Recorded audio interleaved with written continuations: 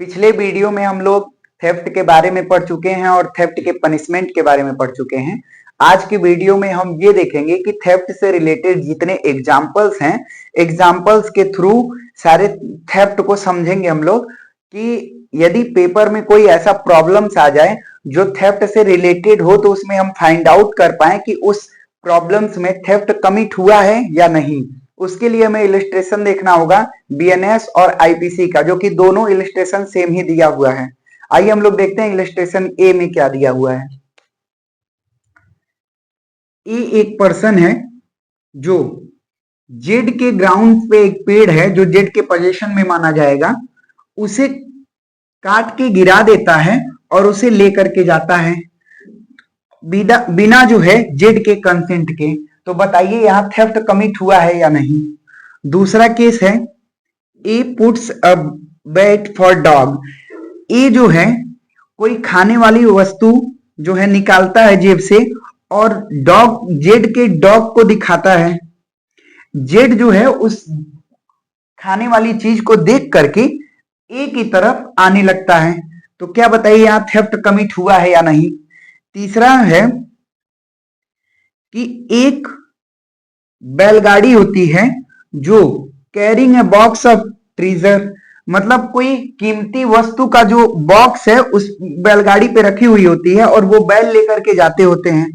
ए देखता है ऐसे बैल को और ए ऐसे बैल को इस प्रकार से हाँकता है कि वो एक दूसरे डायरेक्शन में घूम जाए ताकि ए जो है मौका देख करके उस बॉक्स की चोरी कर ले। तो क्या ए ने यहां थेफ्ट कमिट किया कि नहीं किया। चौथा कंडीशन है ए जो है सर्वेंट है जेड का। जेड एक प्लेट देता है ए को कि इस प्लेट को ध्यान से रखना, और जेड जो है चला जाता है जर्नी पे आउट ऑफ सिटी। तो ए उस प्लेट को लेकर के भाग जाता है। तो क्या यहां पे थेफ्ट कमिट हुआ या नहीं हुआ। अगला कंडीशन है जेड जो है जाता है जर्नी पे आउट ऑफ सिटी। वो जो है एक कीमती प्लेट है उसके पास जो वेयर हाउस कीपर के पास रख देता है। वेयर हाउस कीपर क्या होता है। वेयर हाउस वो होता है जहां पे हम लोग किसी भी कीमती वस्तु का जो है पोजीशन, वहां पे हम लोग कीमती वस्तु जो है वहां पर रख करके जा सकते हैं और फिर जब हम चाहें तो फिर उससे जो है रिसीव कर सकते हैं। तो जेड एक अपनी कीमती प्लेट, जो प्लेट मान लीजिए सोने की होती है, वो प्लेट जो है एक को दे करके, एक क्या है, कौन है, वेयर हाउस ऑफ कीपर जो है उसको दे करके और जो है जर्नी पे चला जाता है जेड। ए क्या करता है, देखता है कि प्लेट जो है बहुत कीमती है, वो जाता है गोल्ड स्मिथ के पास और उस प्लेट को जो है सेल कर देता है। तो क्या ए ने थेफ्ट कमिट किया या नहीं किया। अगला एग्जांपल है ए जाता है जेड के घर पे, जेड के हाउस पे जाता है, देखता है कि जेड के टेबल पे एक अंगूठी पड़ी हुई है, एक रिंग पड़ा हुआ है। ए जो है डिसऑनेस्ट इंटेंशन के साथ उस जो है रिंग को ले लेता है। तो बताइए ए ने थेफ्ट कमिट किया कि नहीं किया। अगला कंडीशन है ए जो है रोड पे गिरी हुई एक अंगूठी पाता है और उसे यूज कर लेता है। बताइए ए ने थेफ्ट कमिट किया या नहीं किया। एच इलिस्ट्रेशन क्या कहता है, ए नाम का एक पर्सन है जो जाता है जेड के घर पे, जेड के घर पे देखता है टेबल पे अंगूठी रखी हुई है। वो उस अंगूठी को लेना चाहता है, डिसऑनेस्ट इंटेंशन से उस अंगूठी को तुरंत नहीं लेता है, क्योंकि सोचता कि यदि उस अंगूठी को हम तुरंत लेंगे तो ऐसा हो सकता है कि जेड जो है वो अंगूठी को खोजने लगे और ऐसी स्थिति में अंगूठी अगर मेरे पास पाई जाएगी तो फिर मुझे जो है पकड़ लिया जाएगा। इस डर से वो तुरंत उस अंगूठी को न लेकर के उस अंगूठी को कहीं हाइड कर देता है। तो बताइए इस कंडीशन में ए ने थेफ्ट कमिट किया कि नहीं किया।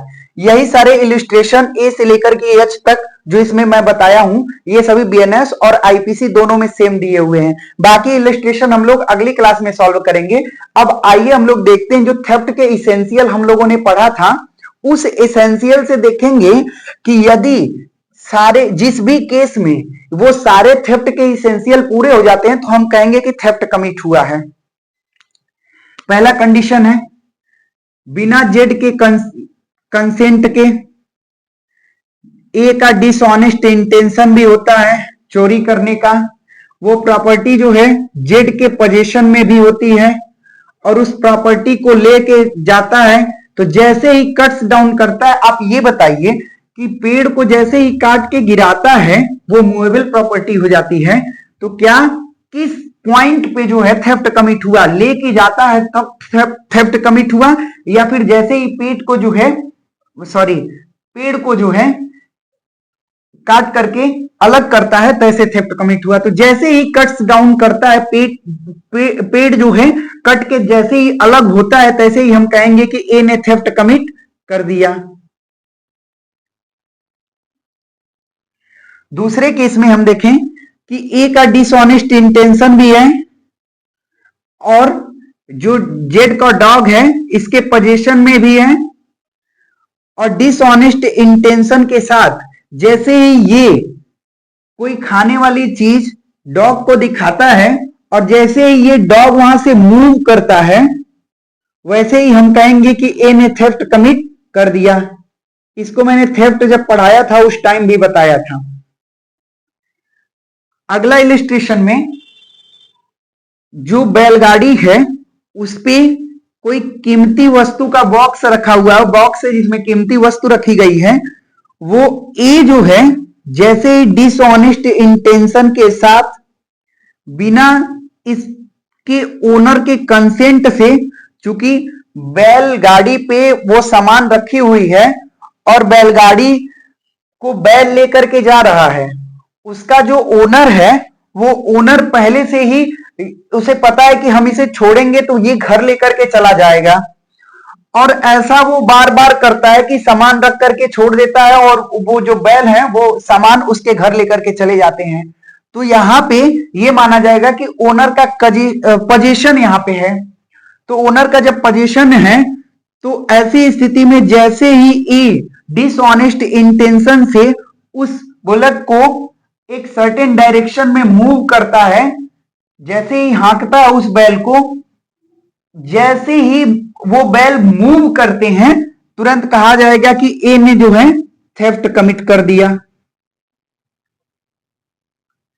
अगले कंडीशन में जो जेड है, जेड के पास प्लेट होती है और इस प्लेट को ए जो उसका सर्वेंट है उसके पास रख देता है, तो हम जानते हैं कि यदि कोई पर्सन है, इस पर्सन के पास कोई प्रॉपर्टी हो तो उसके पोजीशन में माना जाएगा।